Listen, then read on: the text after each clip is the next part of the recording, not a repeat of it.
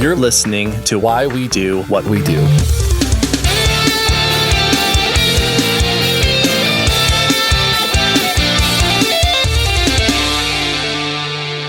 Welcome to Why We Do What We Do. I am your foul mouth host, Abraham. And I'm your sailor mouth host, Shane. Hot damn. So today, welcome to our podcast. We are a psychology podcast, and we talk about the things that humans do and animals do and plants do and just the things that do. And today we have a very fun topic, one we've been wanting to talk about for a while, and I've actually thought that we had talked about in the past, and it turns out we hadn't, but I've been looking forward to it. And one thing I do want to say is that if you've been listening to us recently, thanks for sticking with us. Yeah. We want to pivot hardcore, move from the very heavy direction we had been going, and do something light and fun today. And if you're joining us for the first time, you're in for a treat. I think this is going to be fun and light and whimsical. Whimsical is a word for it. I like that word for it. I think this is a topic that everybody does, or at least most people do. Yeah. And we're going to talk about that because it's just sometimes fun to curse a little bit. So today's episode is about swearing. Indeed. I was going to make a joke that the Mormons don't do it, and then I was going to try and make another joke about how I'm not talking about sex. I think that's I think that for our Mormon demographic, I think they're going to be really stoked about that. Yeah, that is something that they do, incidentally, as part of the other jokes. So that one might have about Mormons or Catholics, maybe. I don't know. I don't know where all the stereotypes are with those things, but it's ever evolving. Yeah, if you like what you hear today and you have not already done so, please consider subscribing, leaving a rating and review, joining us on Patreon, picking up some merch, telling a friend about us, or inventing a new swear word that is why we do what we do, or some derivative of those initials or whatever. And that is a way that you can support us. But I'll talk more about those at the end of this discussion. In the meantime, we could probably just dive into this topic. And I imagine, fair warning, there's probably going to be a lot of beeps in this one. Yes. Although, we'll try and resist the urge to do a lot of swearing. We are going to be doing some amount of swearing, which mostly you're going to hear as bleeped out, where we have to comply with FCC regulations in the United States and also make as much as possible our podcast available internationally. And there are some countries who feel very strongly about English swearing appearing in their podcast feeds. So we try and keep it pretty G-rated, generally speaking, aside from me yelling about how much I dislike certain things. Well, yeah, we do a pretty good job, I think. Yeah. As a quick fun story here, there is a song many people may know. This is one of those songs that you've probably heard many times in your life and could not tell anyone for the life of you what band sang it.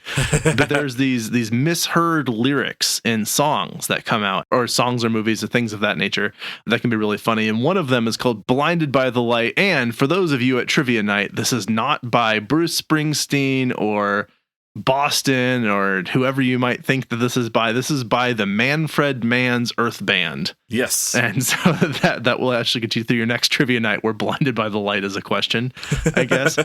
But it has this line that it really, really, really sounds like the singer is saying, wrapped up like a douche. Wrapped up like a douche. What he's actually saying is revved up like a deuce. But of course, this has resulted in many humorous misunderstandings and parodies and whatnot. So revved up like a deuce means nothing. Wrapped up like a douche is funny. Very different meaning. Yes. Yeah. And also, too, I think the reason we bring that up is because there are a lot of times where we might mishear something as profanity or something inappropriate. And it's probably worth just kind of understanding that maybe we're primed to listen for that stuff, or maybe we catch that stuff because it's quote unquote inappropriate. So we're going to unpack a lot of that as we go forward. But yeah, that's a fun song, at least. Yeah, absolutely. So if you haven't heard it, go check it out. I think it's a catchy, Yeah, a lot of synth in that song. There's a lot of synth. There's a lot of repetition of that very phrase that we said. And the title of the song, Blinded by the Light, very apt title, I think. Uh-huh. Yeah, 100%. So the fact that we have a word, swearing, for a group of words that are particularly taboo, I think speaks to the very unique nature of these curse words that we're talking about. And so a lot has been made about this, swearing and cursing, how it works, what it means, what it might mean with respect to the speaker who is swearing, their intelligence, their character, their upbringing, something else about them.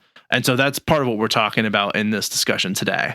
Yeah, we're also going to talk about how we restrict it from storytelling for religious reasons. We've restricted to quote unquote protect our children, which don't get me started on that. Yeah, right. And to avoid offending people. So what the hell is swearing or cursing or any of these things that we're talking about? Yeah, how did it evolve? Why do we swear?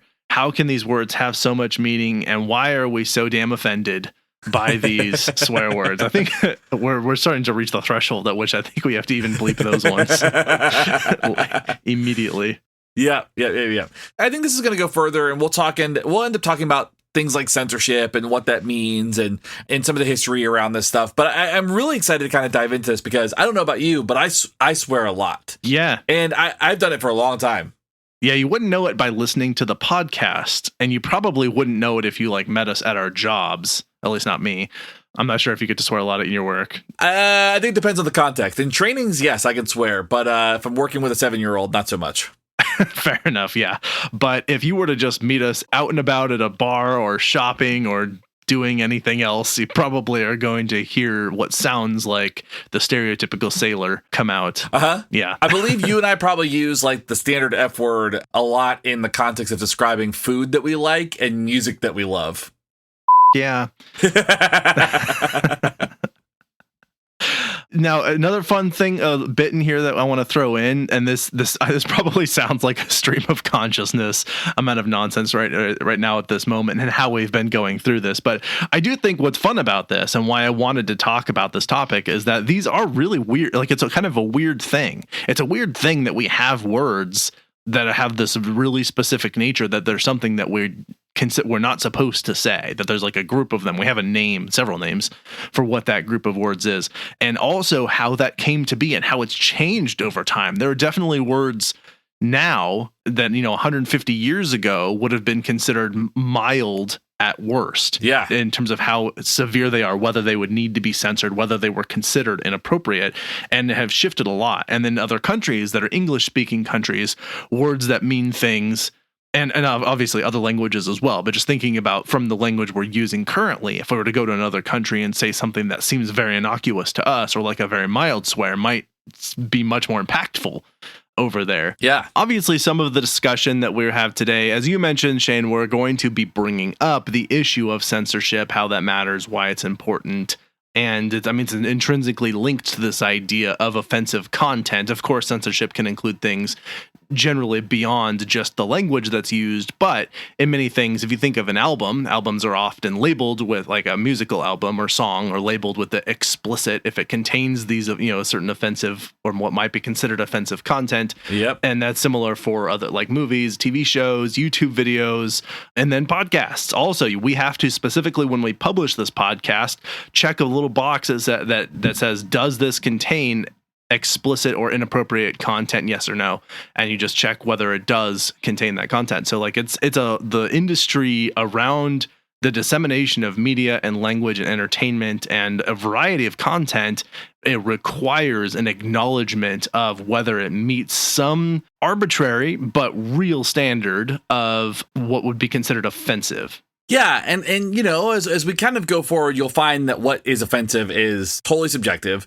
What gets censored is really based on, those in power who find something that is inappropriate. And really, I think as you go into it, they are just kind of words. And some of them are very fun words to say. Some of them are incredibly loaded and charged and shouldn't be said. And yeah. I think there's a lot to kind of discuss within all of this. But I think, at the end of the day, we're still talking about this idea of swearing and cursing and whatever that is. So I think we should probably talk about what swearing is. We should, after you may swear as much as you like through some ads.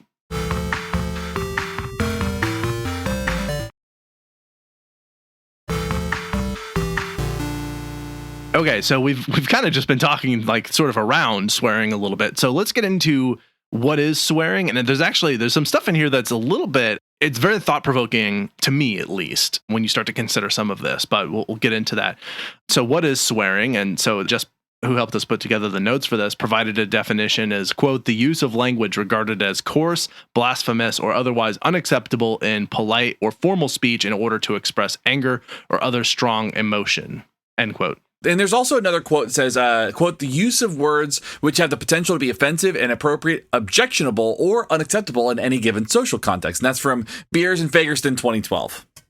Yes, and I don't think that, now, we gave those definitions. I actually don't think those are very good definitions because strong emotions are really not required to say these swear words at all. No. They can be very casually used in ways that they still function as swear words, but are not emotionally charged in any way, and often are not even considered necessarily offensive, again, because we'll be talking about the context and how that's related to what makes a swear word and its history and that sort of thing. Understanding that, you know, as a general rule, language occurs in a context. And so when we engage in language, it usually requires some type of context for there to be some interaction or something along those lines. Even when I'm talking to myself, there is a self context where I am engaging in some kind of outward thought where I am discussing something. So there doesn't necessarily need to be a strong emotional response to, or a strong emotional kind of like motivation for me to engage in all of these. I use profanity when I'm in my happiest. I'm never mad. And I use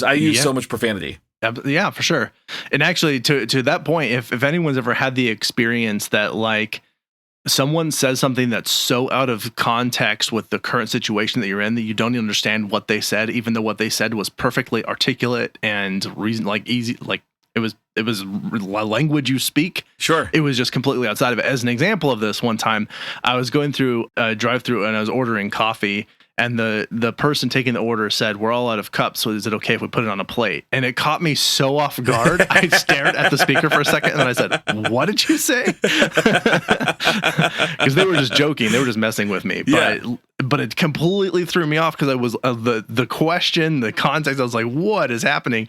And so I think if something is pulled so far out of context, sometimes it catches off guard. The context is really important. That's really not what we're talking about today, though. Instead, we're talking about swearing, and there's actually like a whole bunch of different words for swearing.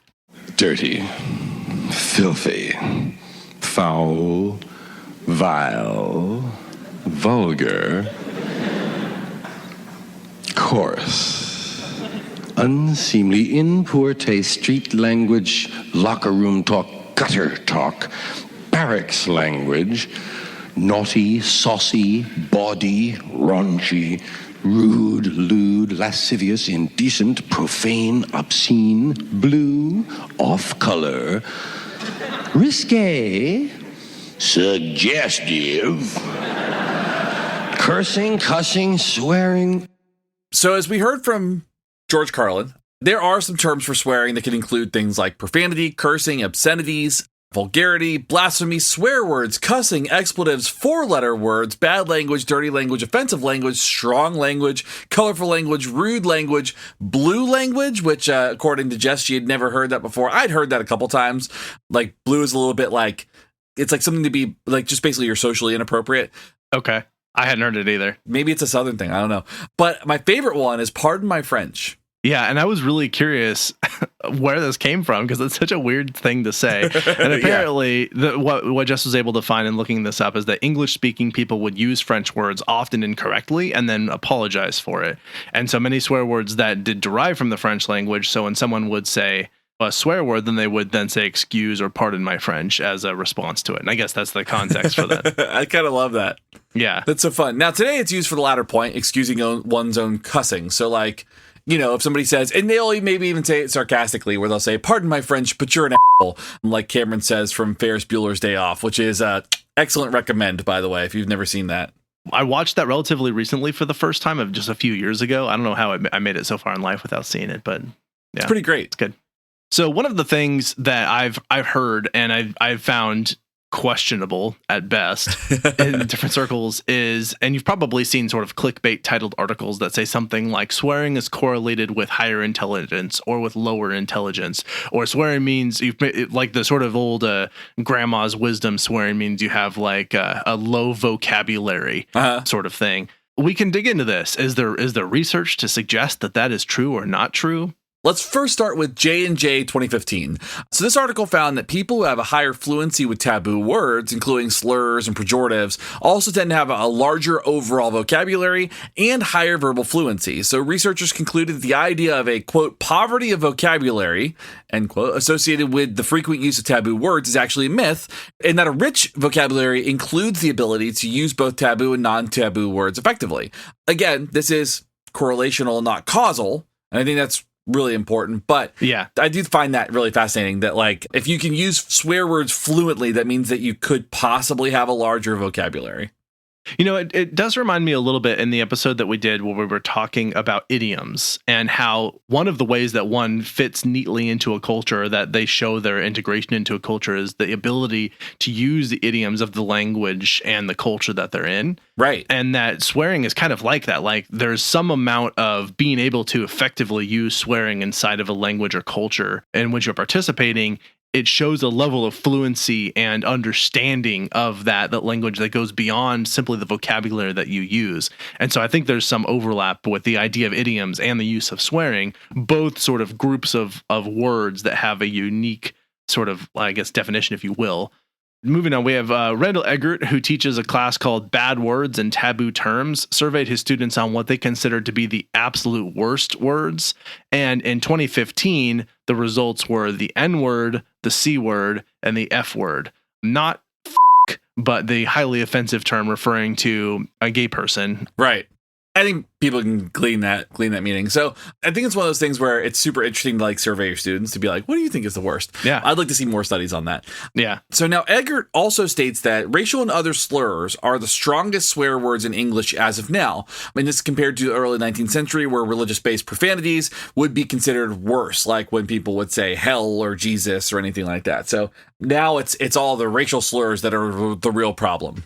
Yeah, it's actually really interesting, and there's other documentation of this, that if you were to go back, and this is what I was mentioning in the intro, if you were to go back 150 years ago, someone saying damn or God or Jesus Christ in an expletive fashion, even like, and as I said, damn in particular, was considered significantly more important and impactful than saying f***. You might see someone who's religious say f***, and it didn't matter that much, but if they said damn, there was like, whoa, put on the brakes. Like, we have reached, right, this is too intense now. Or like hell, I think, is another one. And those are at the point now where they're so minimally taboo that I think that you don't even necessarily have to censor them if they occur at a certain, like, in a particular context or a certain rate, right, based on the rules. I think we'll censor most of ours in here, so I apologize if you didn't understand most of what I said. I think the words I used were the D word, referring to going to hell, which I think if you use in that context is appropriate. Let me try that again. The D word, the H word, and we didn't have to blame God or Jesus Christ. So no, we can. The G word and the J word. That's right. The JC word. The JC man. Yeah. So comedian Jim Jeffries actually spoke on normalizing the C word, at least in the United States, and specifically referring to a cultural difference around the C word and where that might be used, I would say, pretty liberally in some countries. Like, you might go to England or you might go to Australia and you're going to hear the C word quite often, but in the United States, you're not going to hear that quite as much. Yeah. Now, in an interview, Jim Jeffries actually talks about how Netflix asked him not to say the C word for the first 15 minutes of his specials. And he explained that they didn't want people to stop watching the first 15 minutes because of how they calculate ratings.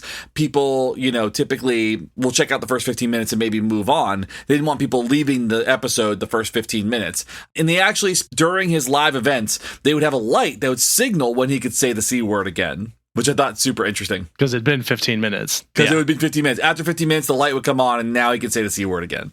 And a quote by Jim Jeffries and his use of the C word, he says, quote, "I don't think I'm actually that offensive. As the years have gone by, I certainly haven't gotten more offensive. The comics around me have. Yes, I still say a lot, but that means nothing in America. In a show I've just recorded, I basically call myself the Rosa Parks of because when I came out here 7 years ago, it was banned in comedy clubs. It was the one word you could not say. About 5 years ago, that ban was lifted, and I feel I am somewhat responsible for that. I have brought America that word." End quote. Good for him. Yeah. I think that now is a time to probably talk about censorship, since you've heard so many beeps from us anyway. We also like to call this section, "The FCC Won't Let Me Be." So the FCC is the Federal Communications Commission, and they're typically responsible for setting up rules and guidelines for publicly shared information and speech. So you'll see them oversee kind of television and radio and stuff like that. Yeah, they regulate it. And they'll also slap fines on people for violating it, yeah. Right, which is an interesting thing about podcasts, because podcasts, like for certain things, we have to follow FCC rules and guidelines, right? Like sharing clips, sharing, content and copyright information, and those kind of fall under copyright laws. But for the most part, podcasts aren't really regulated by the FCC as much as the other things are, which is why we can say whatever we want here. And do. In the early 2000s, several radio stations were fined. And again, as I said, the FCC can slap people with fines as a way to try and regulate the dissemination of what they consider vulgar or inappropriate content. And so several of these radio stations were fined by the FCC for playing an unedited version of the Real Slim Shady, a song by rapper well known as Eminem, or Marshall Mathers, if you will. And the lyrics included, Will Smith don't gotta cuss in his raps to sell records. Well, I do, so f*** him and f*** you too. End quote. Mm-hmm. The 4-minute, 44-second song contained the obscenity for intercourse 5 times, as well as other graphic references to sex. And this is from the Washington Post reported on this. It's pretty amazing, like, when you listen to Eminem, like, how much of his stuff was on the radio and how much of it wasn't super edited. Yeah. And it's funny, too, because of how much it depicts, even when if it's not swearing, talks a lot about violent crime and like death and hurting people and stuff. And they're cool with that, though. That's fine. Yeah. I mean, and honestly, like, I love Eminem. I think his stuff is great. So, like, it's one of those things where it's like, yeah, there's a couple where you're like, oh, I don't know how that got on the radio. Like, my English teacher wanted to flunk me in junior high. Thanks a lot. Next semester, I'll be 35. I smacked him in the face with an eraser, chased him with a stapler, and stapled his nuts to a stack of papers. And also, there's again more lyrics, quote, and that's the message we deliver to little kids and expect them not to know what a woman's clitoris is, end quote. Mm-hmm. There's also this one. You can sit me here next to Britney Spears. Christina Aguilera better switch me chairs so I can sit next to Carson Daly and Fred Durst and hear him argue over who she gave head to first. Little put me on blast on MTV. Yeah, he's cute, but I think he's married to Kim. Hee hee. Also, the fact that I remembered the actual flow of that is astounding to me. I was just thinking about the fact as we were reading through this that I'm like, someone who's like a huge Eminem fan is absolutely like turning this off for us butchering the delivery of this. Yes, we are not rappers. I do not do this. Nope, not part of my profession. Yeah, and I wasn't going to attempt to try and do it because I feel like that would have been worse than me just talking through it. Maybe I'm wrong. Maybe talking through it was worse, but I apologize to any Marshall Mathers fans that I offended in my delivery. It is kind of fun, though, to take lyrics that are like sung or rapped and then say them as if you are speaking formally about them. Like, I do think that's fun no matter what kind of genre you pick. I've heard people do that with Cradle of Filth lyrics. That's pretty fun. Yeah. Oh, yeah. That's hilarious. Like you could do that with like, if you did that with Cannibal Corpse lyrics, like you'd be like, you're like, if you say it with like an old Victorian accent, it sounds not maybe quite as poetic as people think it would. Why don't you all go listen to some ads for the next Eminem album or maybe Cardi B, and we'll be right back.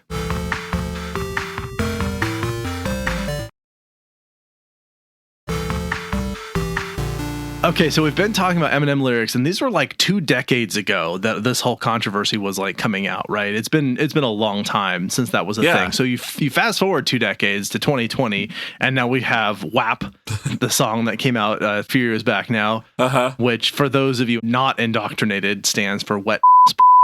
This is by Cardi B featuring Megan Thee Stallion. And this song was so popular it debuted at number 1 on the Billboard Hot 100 chart for 4 non-consecutive weeks and spent 22 weeks in total in the top 100 chart. So it worked, if you will. Yeah. And what I will say, because I don't know that we can really read we can't. There's no way. I'm like reading. I'm like, I just, we're not for censorship, but also I just personally don't feel comfortable reading these lyrics. Yeah, I think that's fair. It's vulgar. If you want to learn more, go check out the song. Yeah, it's a fun song. Yeah, honestly, not at all to disparage the song. No. I was actually pretty stoked that something like that was getting as much attention as it was. And even though it's not really my speed in terms of like music genres that I tend to listen to, like I could certainly appreciate what they were doing with it. And so I have no qualms at all with the song, but I think for the purpose of our audience, it's best that we not try and recreate it in any way. And the thing is like, this song is so fun. There's two reasons why this song is fun for me. It's fun because it is absurd what they got away with, that this was on the radio. Yeah. And the FCC was like fine with it. But I also love how upset people were by this. People were so upset about this. Yeah, Tucker Carlson absolutely had a conniption, I think. Yes. It was great. Yeah, anything that makes his head spin around on his shoulders is I'm going to be on board with in some capacity. Yeah, something that tightens his bow tie. Yeah. So we call our show Why We Do What We Do, and that is largely in part because what we're frequently trying to talk about is understanding from a psychological perspective why we engage in the practices, cultural or otherwise, of the things that we do. And sometimes that's like the weird things that we're like, what is going on there? And sometimes it's the normal things, but we can sort of take a deep dive on it and maybe reveal something you didn't think about. And swearing, I think, falls into that category pretty neatly. So why do we do swearing?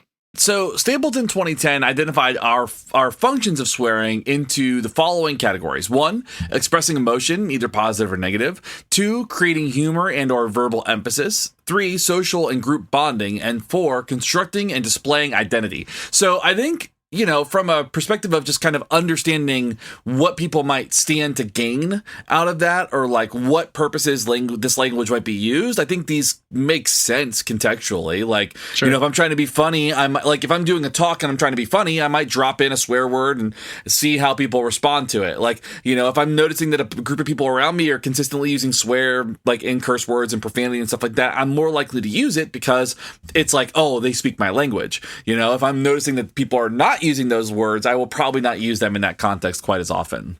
Yeah, well-timed swear can certainly really punctuate your sentence. It can really make people laugh or grab their attention, however it's being used. So it certainly can have a very important function in speech. Baruch, I think is how I'm going to say that, and colleagues in 2017 argued that swearing has positive benefits. They argue that it has positive benefits such as stress relief, and enriching communication and enriching or enhancing socialization. And so there's some other functions they believe that it serves. Furthermore, some researchers believe that we swear in upsetting or frustrating situations as a release, sort of like when a baby cries or something like that, or other emotional outbursts we might have. So for example, using a swear word when you stub your toe, or when someone cuts you off in traffic or something of that nature, it gives us a expression of that sort of emotion that we're feeling. Absolutely. Now, swearing has also been shown to significantly affect hearers' perceptions and evaluations of speakers, including judgments of personality, competence, humor, credibility, and intelligence. And there are a lot of studies on this. There's Johnson and Lewis 2010, Johnson 2012, DeFrank and Kalbaugh in 2019. And there's a lot to kind of unpack within this, right? You've got this idea of what we might describe as contextually appropriate. When is it contextually appropriate to use profanity? When is it not? Like, are there contexts where profanity is allowed, but maybe it's not commonly used? I mean, there's a lot to kind of really undo within that, and this idea of kind of code switching. If I am working as a professor and working at a university and I'm sharing feedback with a student, I'm not likely to use profanity in that context because it wouldn't be contextually appropriate to be like, that paper fucking sucked, right? Like, so that there wouldn't, and not that I would say that and I would never give that feedback, but if in that context, it wouldn't make any sense to say that. There's no rewards in that. There's no cues that would say that it would be okay. And so you kind of code switch, right? So I leave my professor job and I go hang out with my friends, and now I'm cursing like a sailor and sounding like my vocabulary is low. Yeah, I've gotten very, very good at code switching very rapidly and being pretty sensitive to my current sort of audience and my ability to not swear as needed. It does depend on like if I'm really stressed out or like in a very like highly dynamic, fast-paced situation, I'm a little less good at my filter. But I can turn it on and off as needed pretty well. I love it. Yeah. Now, so both of these, we have very similar concept with slight nuances. So the contextual appropriateness is concerned with the appropriate use of language given a social or cultural context. And then that code switching piece, or maybe just you could think of it as turning on and off your filter, involves the intentional use of different language or language varieties within a single language interaction.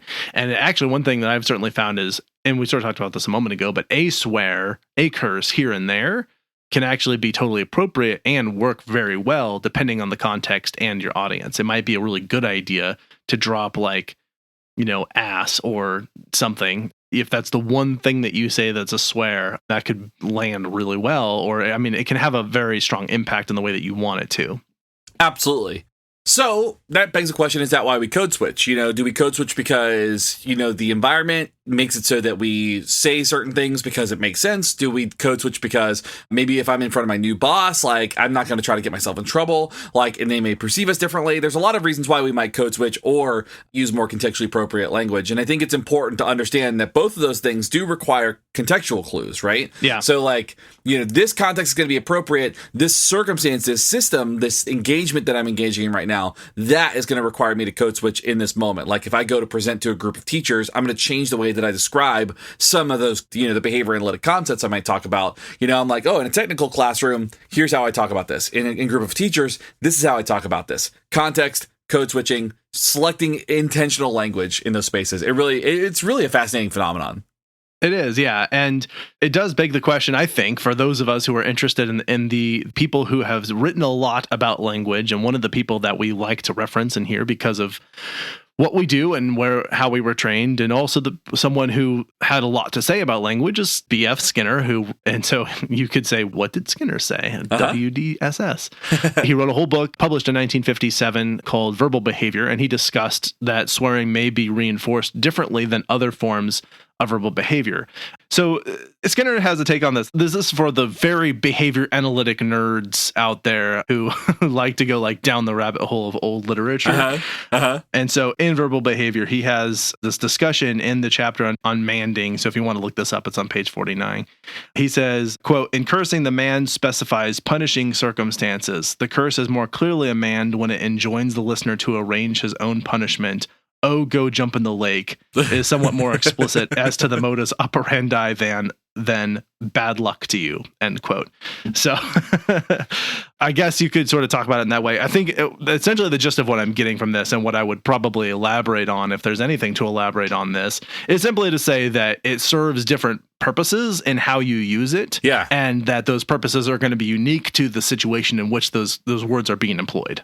Yeah, absolutely. Another thing to consider within this too is this idea that swearing could be considered what's called a generalized operant, which means that particular swear, that behavior, that response, whatever it is, can contact a whole bunch of rewards as a result of it. Yeah, it works in a lot of different contexts. Yeah, that's why I believe the F word is one of the most versatile words that can be used in verbal behavior, because it can be used as a verb, a noun, an adjective, all kinds of ways. And so you'll see that kind of happen where languaging in specific contexts in certain circumstances contact different reinforcers and punishers. And that's how people end up with soap in their mouths. That's how people end up with really funny jokes. That's why some comedians that's where the term blue language, I've heard it, is comedians, they'll say, oh, I don't work blue, being that I don't use profanity. So Jim Gaffigan doesn't work blue, right? He doesn't use profanity in his stuff. That's where that comes from. Anyway, that's a side tangent. But the idea that all these words have a lot of versatility, right?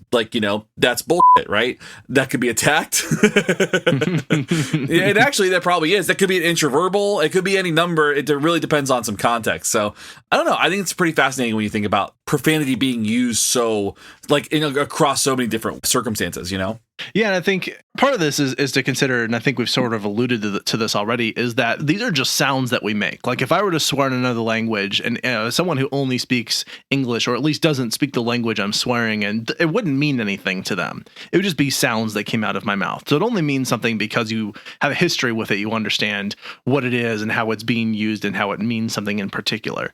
So we have to think about our own intentions, our own behavior here, and whether we're doing it to specifically hurt someone, whether we're trying to get a joke out of it and that sort of thing, because it can be used very hurtfully. And actually, as we talked about earlier, most of the swear words, or the what we might consider inappropriate language, that is considered the most inappropriate among people who are sort of the next generation of adults and leaders in the country, has to do with the kind of put downs and slurs and racist language that goes after marginalized groups. It's ways to degrade people for simply being who they are, as opposed to saying something that just has a history of being considered taboo when it doesn't actually apply to hurt anyone specifically. The words like, I specifically have a rule for myself to never say the N-word. And as far as I know in my life, I've never said that word because I don't want that to be a part of my vernacular, because I don't want to accidentally hurt anybody or intentionally hurt anybody for that matter. And so I've tried to be really careful of it. And I've shifted a lot of my language, or specifically avoided other words to, again, avoid trying, like, it's punching down, to go after marginalized groups is punching down. Right. And it's just like, it's kind of a jackass thing to do, first of all. And it's not funny. It doesn't help anybody. It doesn't really do anything other than make you look like a dick and hurt other people. Right. So like, I feel like those are sort of how I go about, and understanding that even though generally speaking, we swear a lot, the swearing that we do employs these, what I would consider neutral swears, in the sense that they aren't intended to cause a specific group of people harm. Right. I'm not calling out somebody or calling them names or using some slur. I'm instead using words that have no reference to anything. They're just considered taboo historically. I'm glad that you brought up like kind of the intent piece, because that comes up a lot. And that I think is worth kind of unpacking within the space of like the reason somebody does it versus what the word is itself, right? Yeah. So like, what do they get out of it versus what does it look like? And as you start looking at swear words, they can be adjectives to describe things. They can be parts of questions. They can be parts of descriptors. They can do all those things. But one of the more interesting things is how people respond to those words really depends on their own learning history with that. Like you and I have like you brought up the N-word. I'm never going to say that. Like, that's not going to be in my vernacular either. But that's also very specific to my own learning history where, like that was never a word that was okay to use growing up. Right. So like that was helpful. But for somebody who that word is fairly normalized, who grows up maybe in a racist household. Ron DeSantis. Yeah, like Ron DeSantis and all those folks. That word is probably just like, that's like, the sprinkle on the Christmas cookies, So, and the thing about that is understanding that part is contextual, but that's contextual in learning history related. That's prior learning history related that really shapes up how we respond to these things. Yeah, and we actually have a lot more to say about some of the swearing in terms of swearing other languages, swearing in gender, and some other interesting tidbits. So, here's a good opportunity to swear because, capitalism, ads. Mm-hmm. Ads.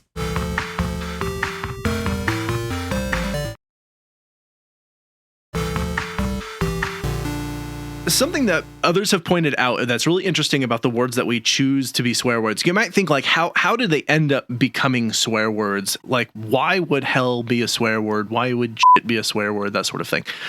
For those of you, again, all you're hearing is beeps. I said the H word and the S word. Right. And one of the things that many have pointed out is that what tends to fall into the category of these taboo words that are swear words are words that have to do specifically with sex, genitals, and excrement. Yeah. Those are kind of the big ones. Yeah. There's a little bit of terms of relational taboo, like damn and hell is in there as well. Right. But it largely has to do with that. So you're going to hear a whole bunch of beeping right now. But if you like think of shit, dick, piss, like all of those are the swear words that are associated with the, like, that's pretty much it. Like it's largely genitals, sex, and excrement, and some amount of religious damnation in there.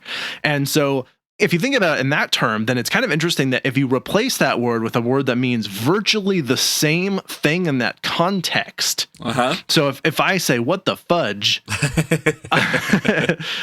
Like I'm simply replacing the word with another word, but I'm not actually talking about sex in that context when I was saying what the but I replace it with what the fudge, and I'm using it exactly the same way.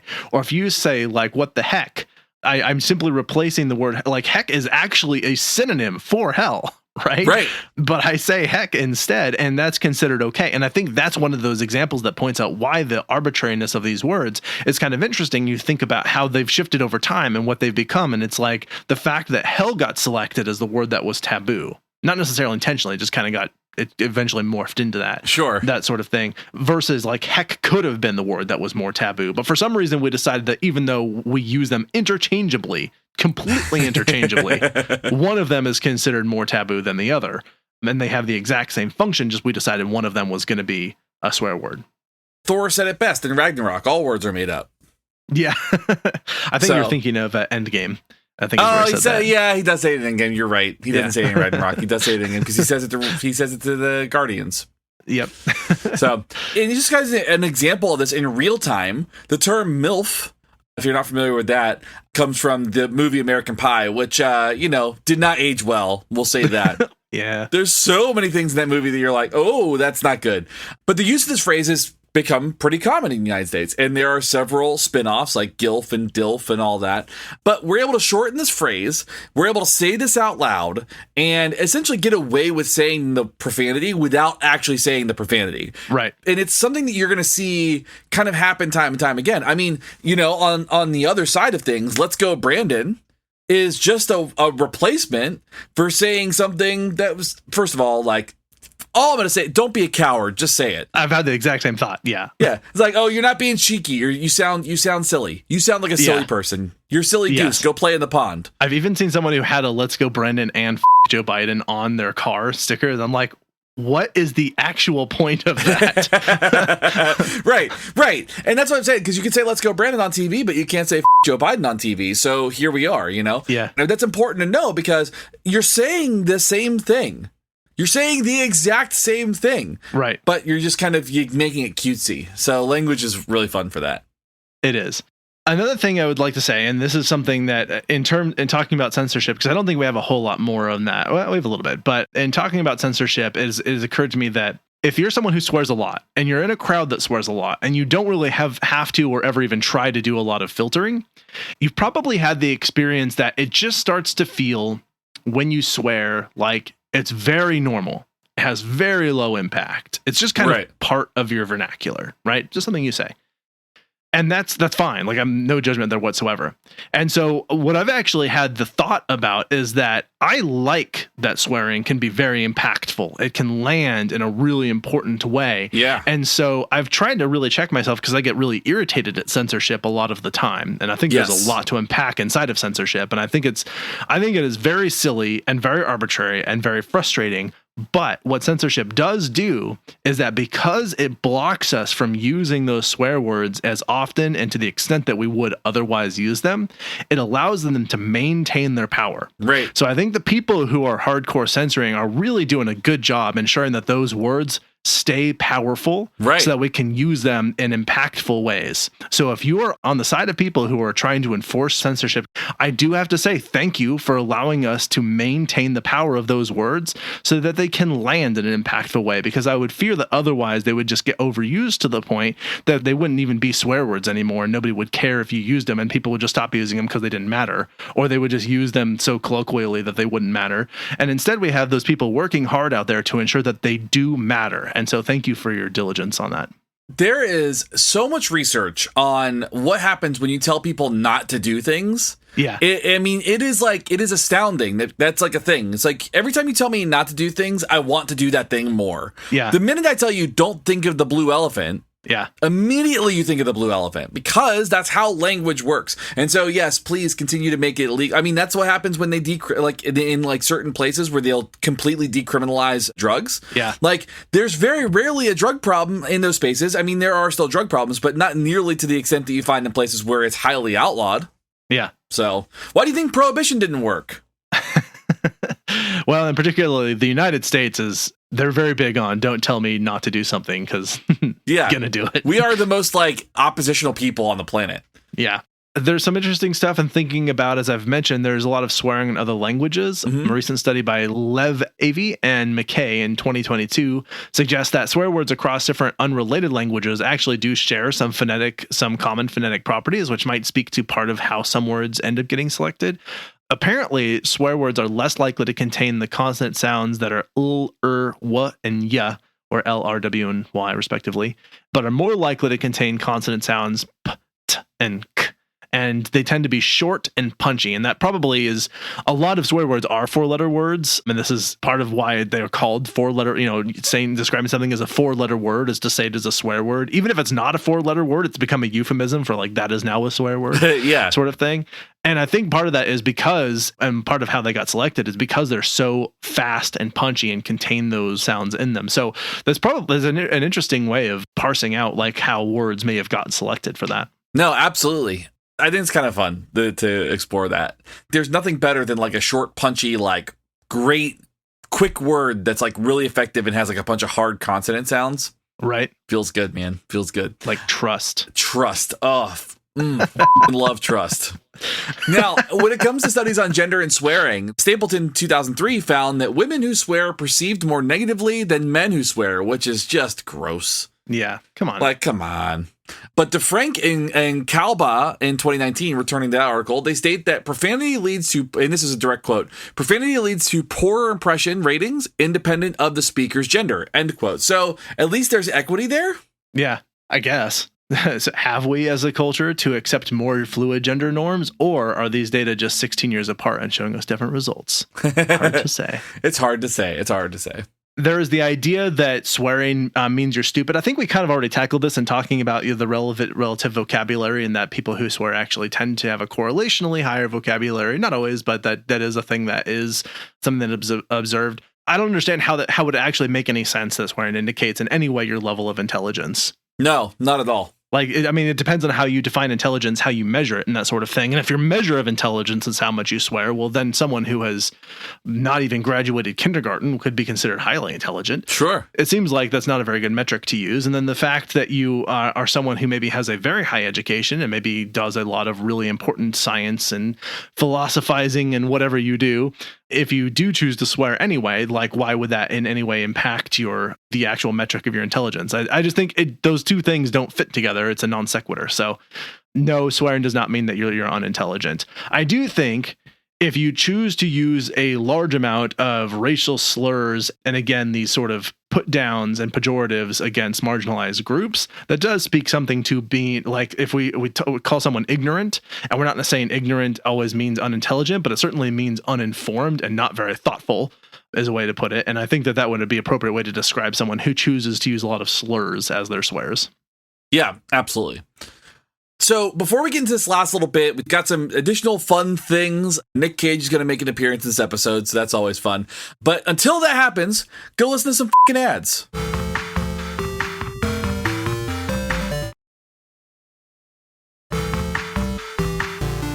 Okay, let's wrap up with some interesting tidbits, and we're going to pour one out for Nick Cage. You can watch him talk about the F word and other fun swear words in a short Netflix series called The History of Swear Words. I've watched a little bit of this. It's very entertaining. They're not very long.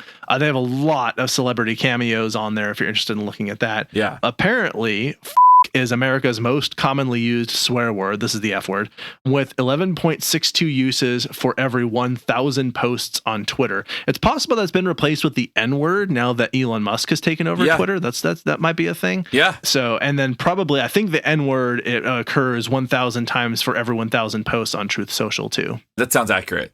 Yeah. Now, with 48 curse words per 1,000 tweets, residents of Georgia use the most profanities of any U.S. state, with Minnesota being 15 per 1,000 tweets, swearing the least. So Georgia swears the most, Minnesota swears the least. Good job, Georgia. Yeah, there you go, Georgia. Love Georgia. Also, Atlanta uses 56 curse words per 1,000 tweets, making Atlanta America's sweariest city, while Minneapolis, Minnesota, they use 17 per 1,000 tweets. So they swear the least. So Minneapolis is the least sweary, Atlanta is the most sweary. Good job, guys. Good job. And good job, Minneapolis, for helping keep the impact there. Keep it real. Yeah, keep it real. And also, thank you for cheese curds. Indeed. And plastic orange things that you call cheese. And the replacements. The replacements are from Minnesota, so. Okay, there you go. With 15 states using more than any other swear word, it is the most uniquely popular of the profanity. Interesting. There's something also we'd like to talk about called a minced oath. And this is a type of euphemism based on a profanity or blasphemy that has been altered to remove the objectionable characteristics of the original expression or polite versions of expletives. We kind of talked about this earlier where there's the oh fudge, right? There's also gosh instead of God, darn instead of damn, friggin' instead of and Christ on a cracker instead of Jesus Christ, which I feel like is way more offensive. Yeah, some of them are so like they're so cringy that they feel like they're more offensive than the swear they're meant to replace. Yeah, absolutely. Yeah. Christ on a cracker. It just feels like that is so, especially because like he is a cracker. Cracker on a cracker, blasphemy. I was thinking more so he's a cracker because his body is the bread that you eat. Oh, I see. I get what you're saying. Okay. But it all works. You're right. Now, interestingly, there's a lot of the tools that we use anymore that will automatically attempt to censor our work. Microsoft apparently finds the following words offensive and will not translate them when using closed captioning on PowerPoint. It will not, for example, put in closed captioning masturbation, vulva, pornography, porn, dildo, bullshit, or a few others. But what it will accept is penis and vagina. So the more medically accurate term for a woman's genitals, vulva, is not okay, but penis is. Thanks, Microsoft. Yeah, so this actually came from, we discovered this when we were presenting in Seattle, and we were testing out the closed captioning because we were like, okay, well, here are words we're going to say, and the only one that showed up was penis. Now, did it specifically say, like, we won't show these words, or did it just didn't do it? It would just ignore that a word happened. There would just be a gap in the transcript. Okay. You know, one of the things that they mentioned in that Netflix documentary, sorry, I know we're jumping around a little bit at this point, but just to wrap this up, is the fact that, like, the other thing that possibly is characteristic of swear words, different from how other words are used, is how flexibly dynamic they are. Yes. They can be used as nouns, verbs, adjectives, adverbs. They can be used in like any different way. And what's kind of amazing about some swear words is how you can actually follow the logic of a swear word, even when that's the only word that's being said or almost the only word being said in a sentence. Right. For example, if I could say like, you f up the you fucking piece of shit, you actually can follow most of what I was saying, even with the only word being in that sentence. Yeah. Or like, you fucking yeah, exactly. It's like, I definitely don't like you and I'm calling you a name. That's right. But I'm talking about you. And so it's like, if I could call something the and then I could say the as a exclamation, as a question, denoting surprise. I can say the and just be talking about an object of some sort or an action, some noun. There's like lots of ways that you can use it and follow that language. And it's kind of remarkable how dynamically flexible these words are. And so that could be another reason or like characteristic of what of the things we consider these taboo words is the fact that they can be used in so many different ways in so many different situations. So flexible. Part of it's grammatic agnosticism is what people find offensive about it, potentially in some way. Yeah, it will live forever. You can't control it. I love that quite a bit, actually. I think that's really fun. Yeah. We've gone way over our time. I think we should go ahead and wrap it up there. As a quick take-home point, I think what I'd like to say is that swear words are just, I mean, in one sense, they're just sort of sounds that we make that don't really have any meaning aside from the meaning that we assign to them in the context in which we use them. And that being said, there are words that we use in the context is specifically meant to degrade a marginalized group of people. And those are words that I think are inappropriate because the intention of them is to cause harm. Right. The words that I like that are swear words that I use a lot are the ones that are not intended to cause anybody specific harm. And they're just meant to land an impact in a particular way. They're meant to evoke a sort of sense of emphasis on what I'm saying. It's not just like, it's just not a problem, it's a fucking problem. Right. And so like that makes it different from just a problem, right? Like I'm trying to assign weight. Does that make that an autoclitic? I think it does in some sentences, not always. Yeah. But it certainly could function that way, yeah. And so that's more verbal behavior nerdiness for those of you. They're like, what do you mean autoclitic? That just comes from, that's more B.F. Skinner lingo about verbal, about language, basically. So anyway, that's one of my big take-home points is those sort of things that I just mentioned. Yeah, I think one for me is that learning histories really do play a critical role in this. I think that when you are younger or like you have experience with certain words, you probably don't use them because they were either puns punished, or they were like, there's something that's going on there with that word, or it's paired with something that you didn't like, or, whatever it might be. These words are words. They are responses. And as a result, these responses, whether they are responses that are in our environment or we are engaging in those responses, they develop their own kind of unique learning histories, their own reward histories, and really everybody has a different way of viewing profanity.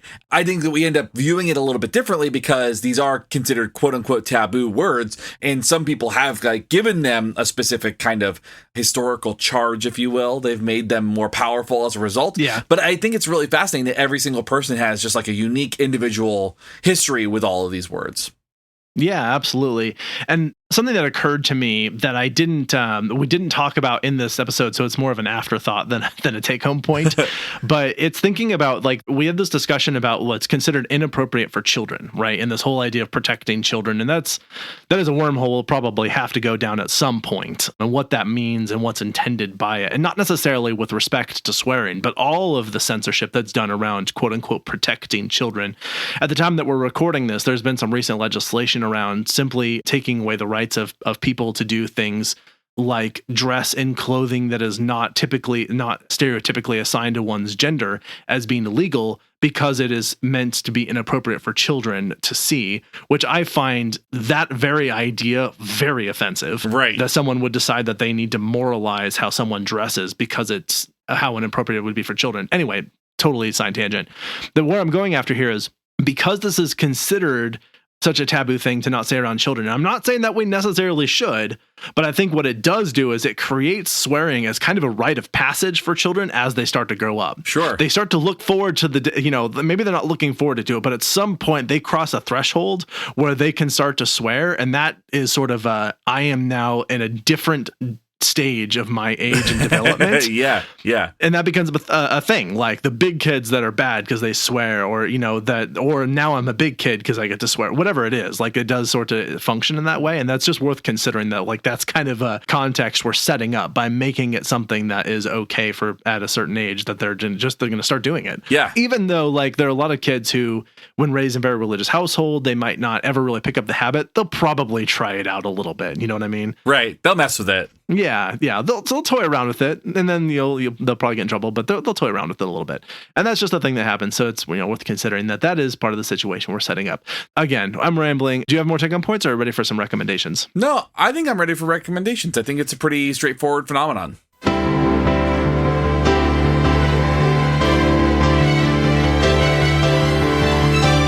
Recommendations. I'm going to recommend a book. I believe this is the 20th book I've read this year. Wow. I know, I'm flying, my friend. You're doing good. So this one is called Baseball, A History of America's Favorite Game by Greg Vexey. I am a former baseball player. True. Can't play anymore because of injuries. And I really enjoyed playing when I was a kid. So it's been a part of my life since I was 4. And this was a really cool dive into it because it was a history of the game. It was a history of kind of where it started, how it got developed. What was really fascinating wasn't that it was all about the rules or celebrities. It was all about how the game got shaped up. How at some point in time, the Supreme Court of the United States was involved in regulating baseball. Whoa. Yeah. How at one point in time, helmets were considered feminine and you were not a man. Yeah. It was if you wore a helmet, you were not fit to play baseball is essentially what would happen until somebody was literally killed by a fastball. And then they were like, maybe we should think about helmets. Maybe a good thing. So it talks about that, the first person to use any sort of equipment, how all the bats were not shaped the same way when they first started. Sure. The invention of the fastball, the steroid age that everybody remembers from the late 90s with Mark McGwire and Sammy Sosa and all that. So it was a really cool dive into all that and kind of learning that the Yankees started out as kind of a rebel team before they got all the money and sold out, how the Red Sox were originally called the Red Stockings, and how the Negro Leagues played such a huge role in shaping baseball before Jackie Robinson came in. So some really, really cool stuff in this book. Wow, that's wild. I would have not have thought there was that much to cover about it. Yeah. There's something weirdly meta about whether it is offensive to say that wearing a helmet is feminine, or if it's empowering to say no, men are so stupid that they'll consider basic safety precautions a bad idea and that That it's so womanly to think of something so smart and basic as safety precautions, and so manly to do something so stupid to think that that's something you shouldn't do. Yeah, it's wild. I don't know where that lands. Yeah, but that's funny. It was great. So that's my recommendation. It's a great book. It's super easy read. It's like less than 200 pages. Oh, okay. Nice. All right. You actually have piqued my interest. I do not read a lot of sports anything, but I do like history, so that could be fun. Yeah, this one was fun. Okay. Well, I'm going to go a totally different direction. I went on a huge movie watching spree in the last week or two. One of the movies I watched recently is a movie that just came out at the time of this recording, and that is called Dungeons and Dragons: Honor Among Thieves. Ooh. Yes. This one is, I have no idea what it's funny because we came out singing the praises of Ant-Man and the Wasp: Quantumania. Yeah. And then that one got kind of panned by critics, and I really don't fully understand what they hated about that movie so much because I thought it was a lot of fun. Right. So I have no idea how people are reacting to this, but I really enjoyed Dungeons and Dragons: Honor Among Thieves. I thought it's very funny. There's a lot of like jokes set up for it, and it's really good fun adventure time. And I am actually not one who has ever played Dungeons and Dragons. I don't know very much about that world or anything that has to do with the stories inside it. Sure. There are other things peripheral to that I'm sort of familiar with, and so I recognized some of the content in the movie from those, and I got a sense that they were definitely trying to pay a lot of homage. I mean, it's obviously based on Dungeons and Dragons, but I think there was like specific campaigns and like storylines that they tried to include. Yeah. I really don't know because I'm not familiar with it, but I thought the movie was really fun, totally worth the time and money to go see in theaters. So if you're looking for a movie to go watch, you could do a lot worse than Dungeons and Dragons: Honor Among Thieves. So that's my recommendation today. That's so fun. I've heard it's a really fun like dive into that world. Yeah, I liked it. I know, again, I know what people are, the critics are going to think, but I liked it. It's good. Well, I think that's all that we have to say about swearing for today. Definitely would like to hear everyone's thoughts on swearing, what we got wrong, what we got right. If you like to swear, what your favorite swears are, or points you'd like to include, pass those along, and we will share them in a future listener mail or something of that nature. You can tell us your thoughts on this by reaching out to us on social media.